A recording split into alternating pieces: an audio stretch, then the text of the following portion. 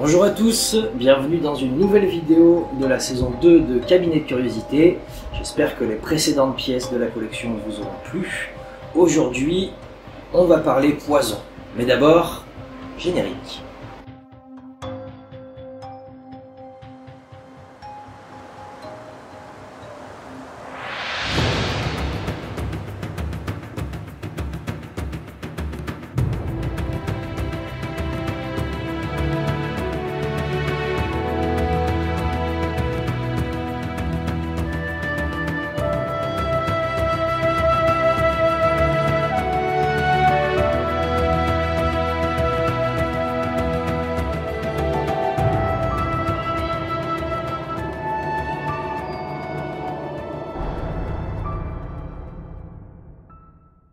Aujourd'hui, je vous présente cet objet. Dissimulé dans un casier à bouteilles, ce cabinet miniature présente plusieurs petits compartiments portant chacun de nombreuses fioles étiquetées. À l'intérieur du couvercle, une allégorie de la mort creuse une tombe. On peut y lire « Statutum est hominibus semel mori », éloge ou critique de la fragilité de la vie humaine, remarquant que il est réservé aux hommes de mourir une seule fois. Un aphorisme déjà apprécié à la lecture, naturellement quotidienne, de la Bible, Épître aux Hébreux, chapitre 9, verset 27, pour les puristes. Le malaise s'alourdit à la lecture des étiquettes renseignant le contenu des petits flacons de verre. Par exemple, on a la jusquiame noire, voilà, tout simplement. Plante attitrée des sorcières. Son ingestion en faible quantité provoque l'assoupissement avec hallucination cauchemardesque et une sensation de lévitation. Ce qui expliquerait la curieuse habitude des sorcières d'enfourcher un balai pour baguenauder dans les airs. Elle serait en réalité seulement défoncée à la jusquiame. La plante est si toxique que le parfum de sa fleur fut longtemps réputé pour causer des étourdissements. La jusquiame blanche est la petite sœur psychopathe de la jusquiame noire, puisque son taux d'alcaloïdes, des molécules s'avérant régulièrement toxiques, est presque 10 fois supérieur à celui de la jusquiame noire. Papaver somnif, un autre petit flacon. Le pavot, tout simplement. Son suc est toxique et contient une palette panachée d'environ 25 alcaloïdes, dont la morphine, la papavérine, la thébaïne et la très infréquentable narcotine, qui provoquent notamment des vertiges, des somnolences ou une confusion inquiétante ainsi qu'une dépression respiratoire. Une manière élégante de décrire une incapacité soudaine à respirer avant de bêtement en mourir. Aconitum napellus, couramment appelé herbolou. L'aconite se trouve très facilement dans les bois et les prés humides de nos contrées tempérées.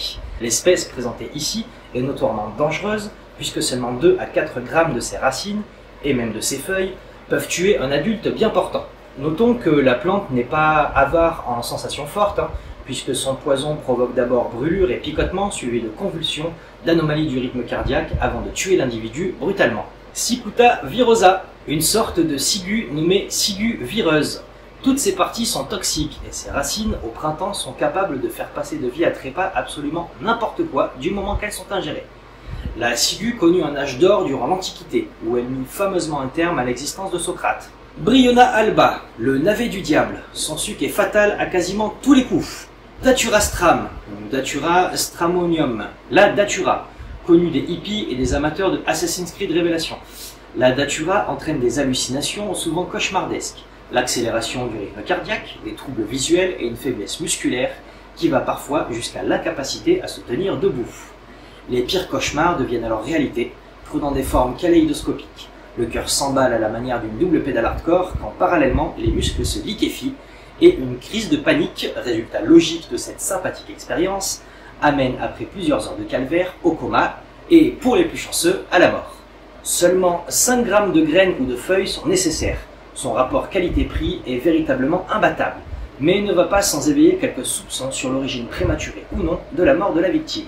Valeriana officinalis, la valériane, inoffensive sur une mamie, la valériane infusée dans une tasse d'eau chaude n'accélère en rien l'entrée en possession d'un quelconque héritage. La valériane n'est pas mortelle, seulement sédative ou anxiolytique. En revanche, si elle se trouve habilement couplée à des plantes autrement toxiques, elle peut s'avérer un petit plus appréciable, capable d'accélérer le passage chez le notaire. Car à l'inverse de l'alcool, il est toujours bon de mélanger les poisons, les sédatifs et autres anxiolytiques. Ne faites pas ça à la maison, c'est du second degré. Daphné merzerum, le bois joli. Son nom aux accents bucoliques laisse trop facilement oublier qu'une dose suffisante, et s'avérant dans ce cas ridiculement petite, provoque des convulsions et des dommages aux voies orales et à l'intestin, prenant inéluctablement un bien funeste tournant. Ricinus communis, le ricin, très à la mode en cosmétique car favorisant la beauté des cheveux et de la peau. Le ricin peut être bienfaisant, aussi bien que parfaitement létal. Mâchez-en par exemple quelques graines et les molécules qu'elles contiennent vont méticuleusement bousiller les cellules de votre corps, entraînant la mort. Néanmoins, cette dernière est sans doute épargnée du teint cireux et des cheveux cassants grâce aux bénéfices cosmétiques du végétal. Les informations esthétiques manquent encore à ce sujet. Colchicum automnal. Le colchique, certains lui ont dédié de charmantes chansons, et si les ritournelles nous sont parvenus, c'est sans doute que leurs auteurs se sont contentés de regarder le colchique. Son bulbe toxique provoque par ingestion des nausées, vomissements et autres diarrhées hémorragiques, avant d'entraîner une paralysie, voire un coma, puis l'arrêt cardio-respiratoire. Jaunisse, nausées, vomissements et mort. Atropa bella, la belladone.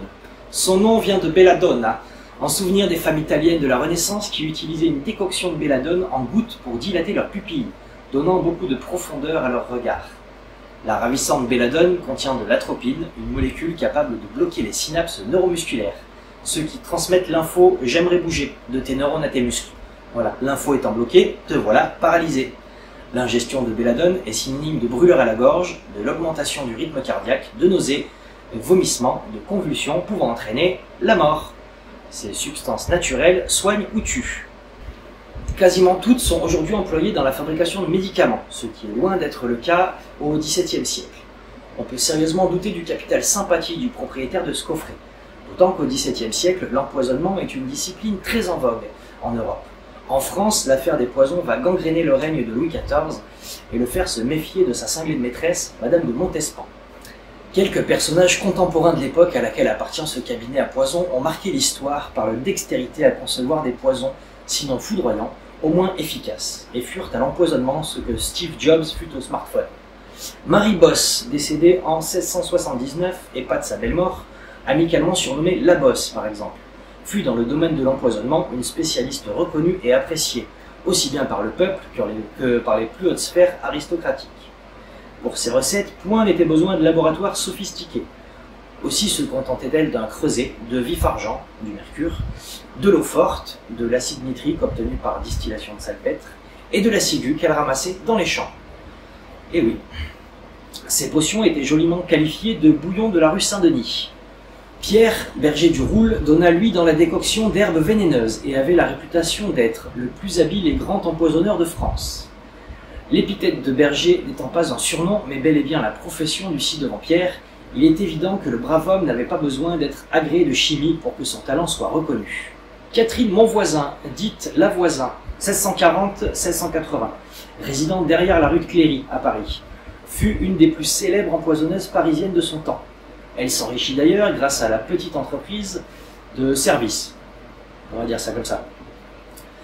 Comme ses confrères, elle utilisait ce qu'elle avait sous la main pour concocter ses potions. Contrairement à d'autres, son anonymat ne dura pas. Compromise dans l'affaire des poisons, elle fut brûlée vive le 22 février 1680. Si d'aventure un ingrédient venait à manquer à ces professionnels de l'intoxication, ils pouvaient le plus simplement du monde se le procurer en rendant visite à ceux qui étaient en mesure de les dépanner, apothicaires, épiciers et droguistes. Aucune loi ne réglementait alors la vente des herbes, épices et autres dangereuses poudres. L'imagination n'était à cette époque que la limite à l'innovation. C'est d'ailleurs pour ça que dans ce cabinet d'alchimistes, on retrouve plein de poisons, mais aussi des herbes, des épices, des herbes aromatiques et tout. C'était vendu au même endroit souvent. Ce cabinet d'alchimistes miniature, dissimulé à l'intérieur de ce casier à bouteilles, ne ressemble donc en rien à une trousse de premier secours. Hein. Sinon, pourquoi se donner tant de mal à cacher son contenu? Pourquoi le propriétaire se serait-il évertué à faire passer pour un objet anodin une pharmacie létale portative? Est-il nécessaire de rappeler l'exigence de discrétion en matière de meurtre? La mort par empoisonnement doit encore moins éveiller les soupçons qu'une vulgaire noyade, et ce dans le but peu louable de se prémunir de toute accusation. C'est d'ailleurs ce dont témoigne le peu de traces laissées par les objets qui servaient à cacher les substances toxiques. Les cornets de papier ou de parchemin étaient facilement destructibles quand le poison n'était pas tout simplement caché sous l'ongle du tueur. Idem pour les objets intermédiaires. Verres, couverts, vêtements, objets du quotidien, nourriture et boissons sont particulièrement indiqués pour servir la volonté de l'empoisonneur sans éveiller de soupçon. D'autant que les médecins, souvent plusieurs fois meurtriers par les remèdes qu'ils préconisaient, n'avaient pas les outils nécessaires pour identifier un mal ou même sa provenance extérieure.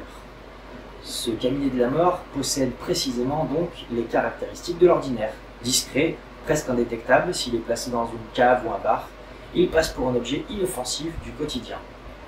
En même temps que la police scientifique s'est perfectionnée, la pratique du poison s'est complexifiée. Toujours très appréciée aujourd'hui, cette méthode séculaire, dont on peut reconnaître la valeur patrimoniale, laisse émerger ça et là, et par le témoignage de rares rescapés, le relief de sa présence. Je trouve que cet objet est assez intéressant, justement, de par sa conception, de par son look un peu passe-partout, puisque c'est dissimulé dans un objet, et de par le fait aussi que les poisons, je vous l'ai dit, sont dissimulés un petit peu au milieu des herbes aromatiques et des épices. Je vous laisse admirer plus en détail ce bel objet de la collection. J'espère que vous avez apprécié les petites recettes du jour. Ne les refaites pas à la maison, c'est dangereux. Je vous laisse donc admirer ce petit objet en détail. Je vous rappelle qu'il faut vous abonner à la chaîne. Vous êtes plein à regarder, mais pas beaucoup à vous abonner. Et en fait, je sais, on vous saoule tous sur YouTube, que ce soit les grands youtubeurs ou les anonymes comme moi, mais en fait, l'abonnement que vous allez nous donner vous coûte rien et nous aide énormément parce que la vidéo est plus facilement mise en avant sur YouTube. On a des fonctions qui sont déverrouillées sur YouTube selon le nombre d'abonnés qu'on a, donc c'est très important. Abonnez-vous à cette chaîne. Et d'ailleurs, en parlant de cette chaîne, j'ai posté il y a quelques temps, et je pense que je vais en refaire un petit peu dans l'été, quelques vidéos au format short. Est-ce que ça vous plaît ? Est-ce qu'on continue d'en poster de temps en temps ou est-ce que les shorts ça vous saoule et vous voulez qu'on reste sur un format YouTube classique? Voilà, dites-nous ce que vous en pensez dans les commentaires. En même temps que vous allez cliquer sur le bouton abonner, du coup les commentaires sont juste en dessous. Voilà, je vous dis à très bientôt pour de nouvelles antiquités et d'ici là, portez-vous bien. Bisous!